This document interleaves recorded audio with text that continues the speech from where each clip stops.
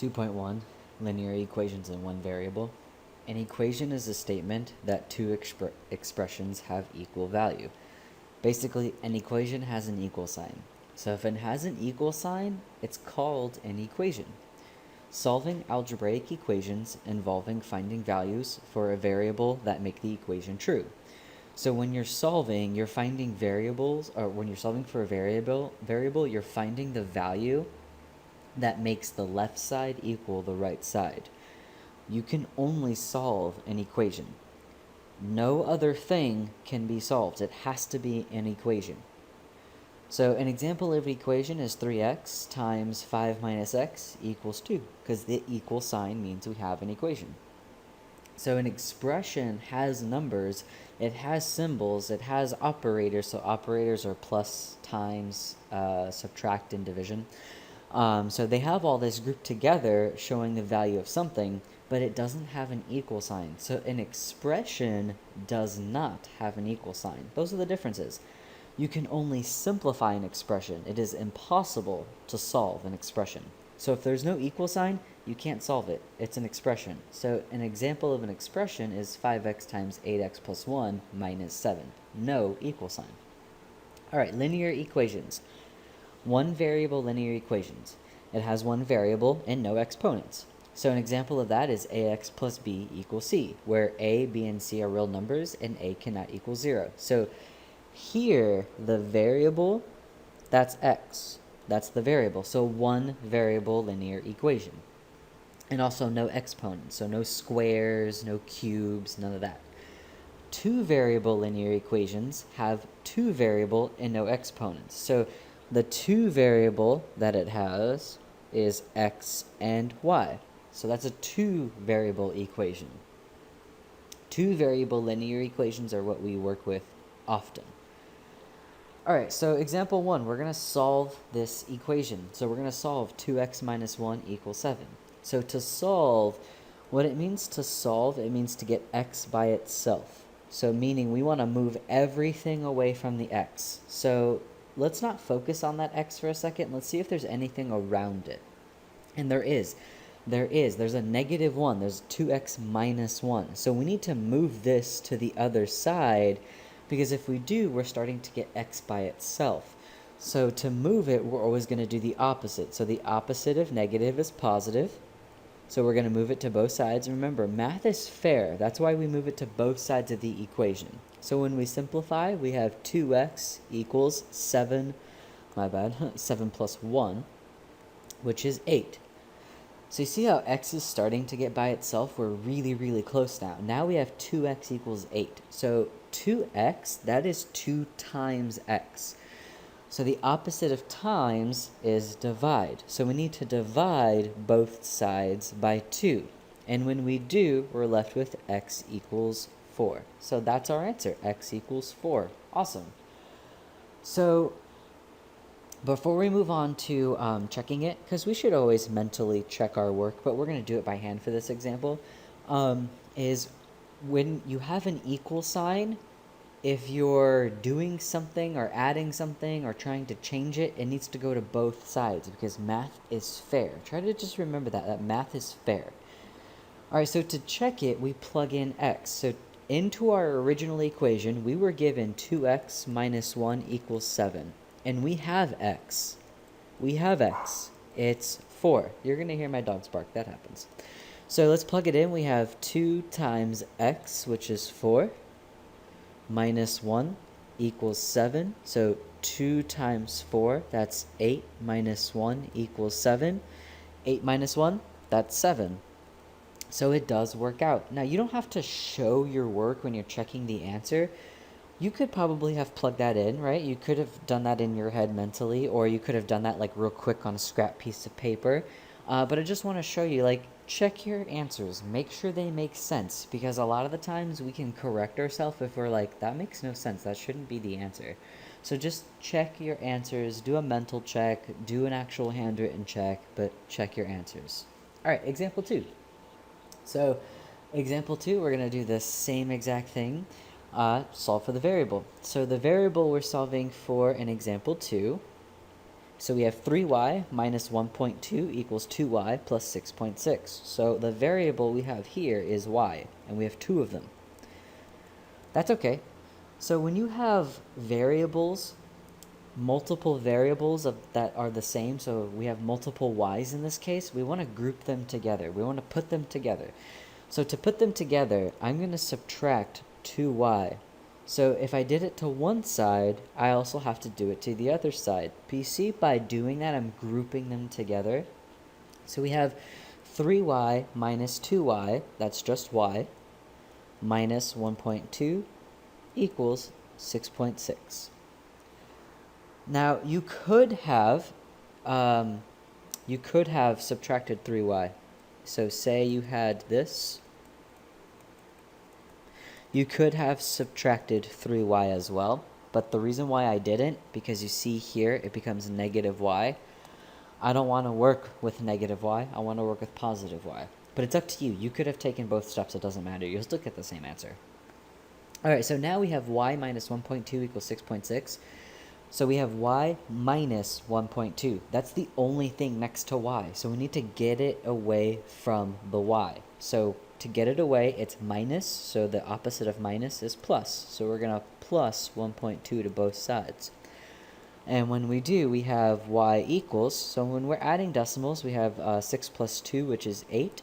And then 6 plus 1, which is 7. So we have y equals 7.8. Now you could check it if you want. I'm not going to. I only checked it for the example one. Just do a mental check, or if this one's a little crazier because there's decimals and stuff, check it by hand and use your calculator. But, do a mental check. Make sure your answers do make sense, right? If that was like 100.2, if y equals 100.2, you'd be like, that's weird because these are really small numbers. 100 wouldn't make sense, right? All right, example 3. So let's solve some more. We're going to solve 3 times 2x minus 1 equals 3x minus 2 plus 5x. So those parentheses just mean times. And again, the variable we're solving for here is x. So we have multiple ones. We have a bunch of x's, but that's okay. We're going to make this small. What I love about math is the majority of the time you're taking something that looks really, really big and scary, and you're breaking it down into smaller sections to make it easier for yourself. It's just like a puzzle. Like, you know how they compare math to puzzles? Seriously, I get it. That's a total great comparison, because when you have a puzzle, it is crazy when you dump out the pieces, right? They're all upside down, they're everywhere. So what's the first thing you start to do? You start to flip them all so you can see the picture, right? So you can see the colors and stuff. So that's your first piece that you started to break down. And then after that, you started to break it down into the same colors or same sections. And then you start to build the pieces, and then you put it all together, and then you get the finished finished picture. So you see how math is literally just like a puzzle? It's cool, right? All right, I see the parallels. See? Haha, math pun. All right, so when we have parentheses, we always are going to distribute the parentheses. So these are the parentheses I'm talking about. When we have a number outside, because this means 3 times 2x minus 1, so we're going to distribute it to both. So we have 3 times 2x, that's 6x. 3 times negative 1 is negative 3, and that equals 3x minus 2 plus 5x. If you wanted to, yes, you could have added these together in the same step, but I'm taking it literally step by step. All right, now we're going to look at the left side and see if we can do anything. So 6x minus 3, I can't do anything. I can't. If I factor out the 3, that just brings me to here, so it doesn't make sense to do that. So that's all I can do with the left side. On the right side, however, we have 3x minus 2 plus 5x. So you see how we have two things that have an x together? So let's put them together. So we have 6x minus 3. We didn't do anything there. So we have 3x plus 5x. That's 8x minus 2. All right, so periodically through the semester, I'm going to ask you through the videos to pause the video and kind of try things on your own. Now, you don't have to, of course, but I would really like you to. So this is like that chance where if we were in class where I would, say, okay, like try this on your own, and I would walk and help you guys out. So I really want you to try this on your own. So a few like things that I want you to remember before you pause the video is, hey, if you get it wrong, who cares? Like seriously, who cares? That's fine. Like it's even better now because no one can see you. Like it's just you that knows you get it wrong. And guess what? That's fine because you can correct yourself. I can help you through it. And if you get it right, awesome. Like cool. Like that's sweet for you too. So it doesn't matter the outcome. I just want you to try, and that's what I want it to be. You trying is the positive result out of this. So you just have to try things, and that's not only in math, that's every day, right? You just have to try, because how do you know if it's gonna happen, or if you like it or don't like it, right? So try. Okay, so pause the video, try it. Okay, I hope you paused. I really hope you paused. And if you didn't, that's okay. If you're like, I'm not comfortable yet, this is just the first video, I'm not ready for that, that's fine too. But I really hope you paused it. Maybe you built up the courage. Maybe you can try it again. All right. So we have x's on opposite sides. So what I'm going to do, there's two things we could do here, but what I'm going to do is there's actually four things we could do. I'm going to move the 6x over, because my goal, I want to get x's together. I like to group my x's and variables first. So I'm going to move this over so it can be with its friend. So I'm going to subtract it, because that's a positive 6x. So the opposite of positive is negative. So I subtract it over, and we get negative 3 equals 8 minus 6x. That's 2x, all minus 2. Okay, I'm going to bring this over here. I'm just going to copy it over. All right, now I have negative 3 equals 2x minus 2. So only thing attached or with the x on the outside is that minus 2. So the opposite of minus 2 is plus 2. So I'm going to add the 2 over. Now that number is with its number friend. Now they're together, right? Things that are together go together. So we have negative 3 plus 2 is negative 1, and that equals 2x. And now our last step is usually to divide, so kind of remember that. We have negative 1 equals 2 times x, so the opposite of times is divide. So we're going to divide everything by 2. So what we're left with is negative 1/2 equals x. Now that one, I could understand not wanting to check, but don't be afraid to check things. Don't be afraid. Fractions doesn't matter. Don't be afraid to check things. So answers can look weird. They can have fractions, they can have decimals, they can be perfect, nice and neat numbers, they can be positive, they can be negative. They can look really strange. Trust me, when you get to higher level math, things start to look really strange. So just make sure you're going through the steps, do the opposite, and remember, whatever you do to one side, you have to do to the next side. Alright, solving equations with fractions. I love fractions. We have a really good relationship. I love fractions. We're really tight. So something about me, I love fractions, and my other favorite F word is factoring. And we get to practice a lot of those two things this semester. And if you take me for college algebra, I'm going to have fractions and factoring in there. And I always do teach college algebra. So solving equations with fractions. Clear the equation of fractions or decimals by multiplying both sides, every term of the equation, by a common denominator or all denominators in the equation. Use the distributive property to remove grouping symbols such as parentheses. Combine like terms on each side of the equation. Use the addition method of equality to rewrite the equation as an equivalent equation with variable terms on one side and numbers on the other side. Use the multiplication property of equality to isolate the variable, and then we're going to check the proposed solution in the original equation. We are definitely not going to check it, but that's something that you should just keep in mind, that your answers are making sense. Now, steps 1 through 6, that probably is like that. Okay, you read it, but I don't even know what you read. I don't even understand. It just sounded like gibberish to me. That's okay. I put things in for math talk, real sciencey, math talk for those people who like to read things and have real deliberate notes. And then I verbally explain it using normal talk, normal words that people can understand.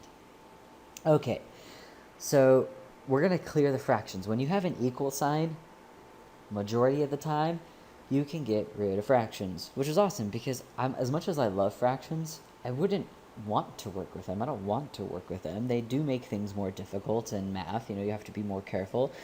But I'm not afraid of them. But we don't really have to work with them. So let's get rid of them. So to get rid of them, I like to multiply by something called the common denominator. Now, you're probably thinking of least common denominator, which is the LCD. I don't even care about that. I say common denominator. So what does that mean, common denominator? So I'm going to make sure everything has a denominator. So put a 1 under everything. So my common denominator is 3 times 1 times 1. So 3 times 1 times 1 is 3. So I'm going to multiply every single thing, every term, by 3. So everything that has a plus or a minus in between it, that's a term. So we're going to multiply everything by 3 over 1. So we have here, the first one, we have 3 over 1 times 4x over 3. And that equals, we're going to multiply it to the next term, 3 over 1 times 9 over 1. And that's minus our last term. Let's do it. So we have 3 over 1 times 2x over 1. So if you put the common denominator to the left always, like I did in orange, so if it's always to the left, we will always cancel out diagonally. So see here, diagonally, they're the same thing, or they can be divided into each other. So 3 divided by 3 is 1. So I'm only left with 1. Now, your goal is to have every single denominator be 1. Every single bottom needs to be 1. And in this case, it is. So I'm going to write what I have left over. So I have 1. I don't need the 1.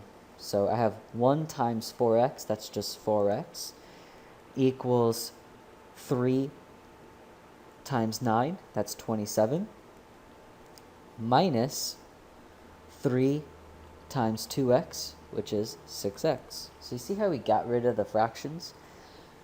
We're actually not getting rid of the fractions. We just moved them to the other side. That's all we did. We moved it to the other side. Do you notice on the right side, all the numbers grew by 3? Because isn't the left and right opposite of each other? So the left side is division. So to do the opposite to the right side, it's multiplication. See? It makes sense. Things do make sense in math, and that's my goal, is to try to have them make sense for all of us.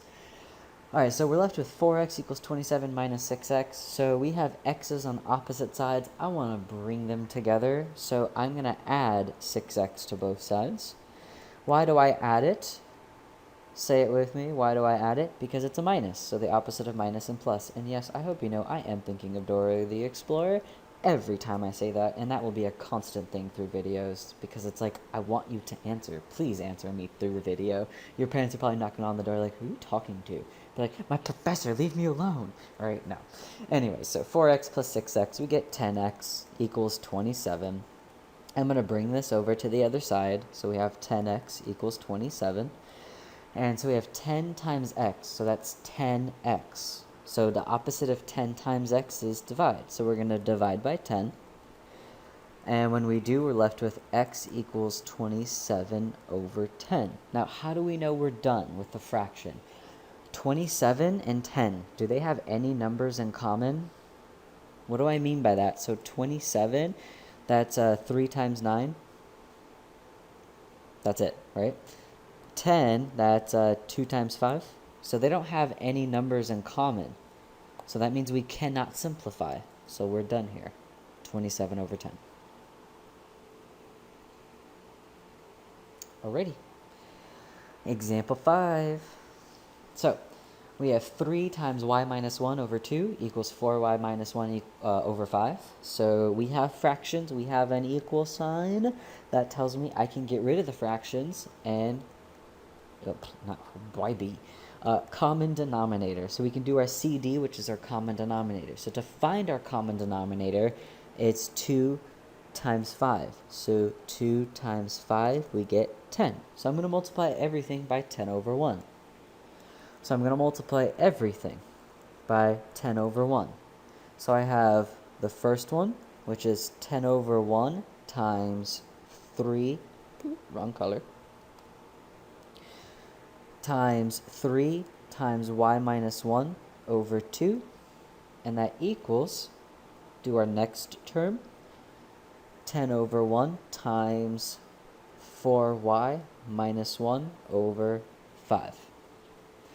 All right, so if you put your common denominator to the left, you'll always cancel out left to right. So 10 divided by 2 is 5. 10 divided by 5 is 2. So I'm going to write what we have left over. So what we have left over is 5 times 3y minus 1 equals 2 times 4y minus 1. Do you notice this 4y minus 1 though, that it's a binomial? So since it's a binomial, we have to wrap it in parentheses. Binomials, you should wrap them if there's a number on the outside. So how did I know that I got rid of all the fractions? Do you notice all the denominators now are 1? So all the denominators are now 1. And that's our goal, was to get them down to just 1. And we did. I'm going to move this over here.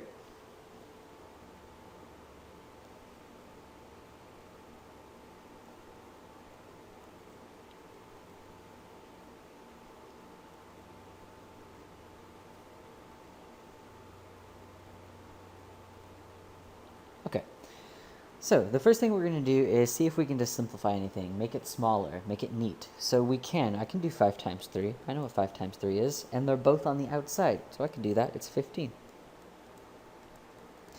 And then we have 2 times 4y minus 1, so we can distribute the 2. So when we distribute the 2, we get equals, so 2 times 4y is 8y, 2 times negative 1 is negative 2. Okay, now we're just going to keep chugging along. We have 15 times y minus 1, so we can keep distribute and distribute again. So we have 15 times y is 15y. 15 times negative 1 is negative 15, and that equals 8y minus 2. All right, let's keep chugging along. We have 15y and 8y. They're on opposite sides, so I want to bring them together. I want to put the friends together. So what we're going to do is subtract 8y. Why do we subtract it? It's because it's positive. So the opposite of positive is negative. So we're going to do minus 8y. And what we do, we have 15y minus 8y is 7y. Minus 15 equals negative 2. So now I have 7y minus 15. This minus 15, it's a normal number. It doesn't have a variable. So I want to put it with its friend. So I'm going to add 15 to both sides. I do the opposite. And when we add it to both sides, we get 7y equals negative 2 plus 15. That's positive 13. And then last step is to usually divide, and you're not wrong. We are. We're going to divide everything now by 7. And when we do, we have y equals 13 over 7. Yeah, that's a weird number, but that's the answer. Okie dokie. Example 6. What? Doesn't matter, we're going to treat it the same way. So the first thing we do is make sure everything's a fraction. So let's put a 1 under everything. Make sure everything's a fraction. So now we're going to find our common denominator. So we have 3x over 2 minus 2x over 1 equals 1/3 times 6 over 5 minus 4x over 1. So let's get all of our denominators. We have 2, 1, 3, 5, and 1. So 2 times 1 times 3 times 5 times 1. That is, so 2 times 1 is 2, 2 times 3 is 6, 6 times 5 is 30, and 30 times 1 is 30. So our common denominator is 30. That means we're going to multiply literally every term by 30. So what that looks like in math talk is doing these parentheses around everything and saying we're going to multiply everything by 30 over 1. So for our first term, we have 30 over 1 times 3x over 2, and that's all minus our next term, So 30 over 1 times 2x over 1. A term is separated by minus and plus. And then next term, we have 30 over 1 times 1 over 3.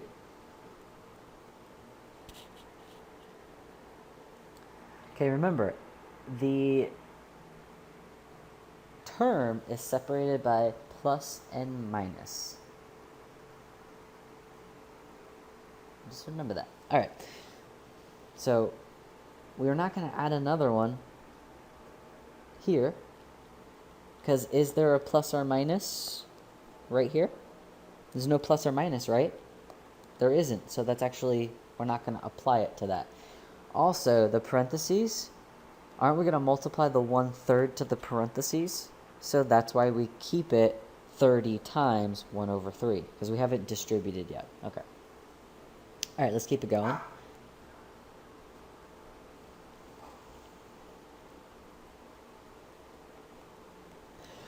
All right, so let's simplify left to right. So 30 divided by 2 is 15. 30 and 1, there's nothing in common. 30 divided by 3 is 10.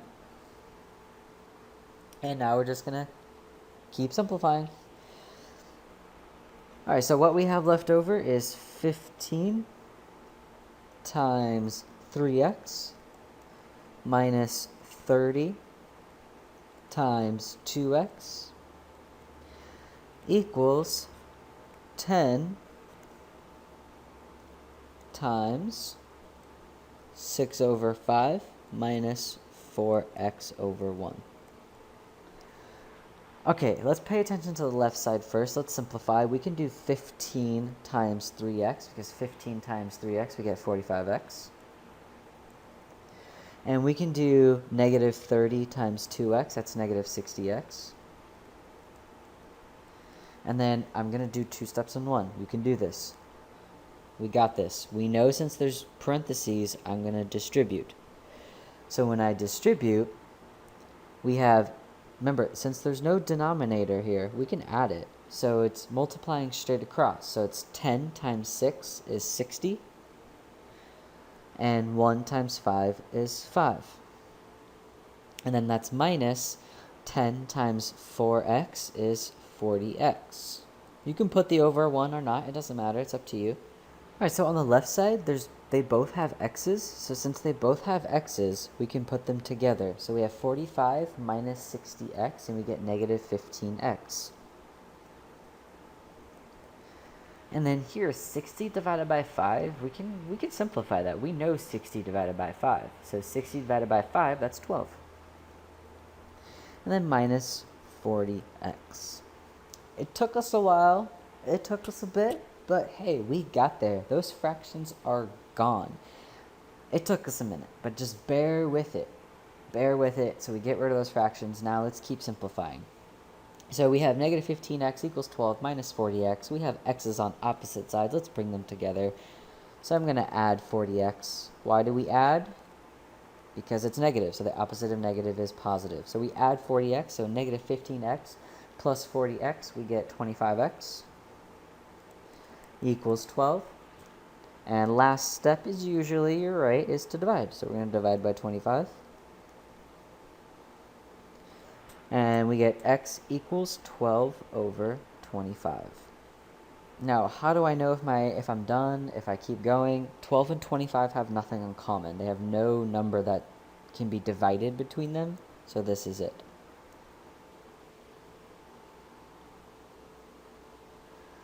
Okay. Example 7. I want you to pause this video and try example 7. It's a trick question. If you're like, what? You're right. All right, so pause it, try it. Okay, I hope you paused it, and I hope you're back, and you're like scratching your head, and you're like, really? Yeah, all right, so let's do this. All right, so we have 8x minus 1 equals 8x plus 2. So we have x's on opposite sides. Let's put the x's together. So I'm going to subtract 8x. And then, so we have 8x minus 8x, that cancels. 8x minus 8x, that cancels. So we're just left with negative 1 equals 2. Does negative 1 ever equal 2? nope. If it doesn't happen, if it's a hard nope, like Lana from Archer, nope, it's no solution. If you're telling yourself that, it is no solution. -2 does not equal, or excuse me, -1 does not equal 2. That is fake. That is a lie. So, no solution. I hope you tried it, and I hope you were like, this guy.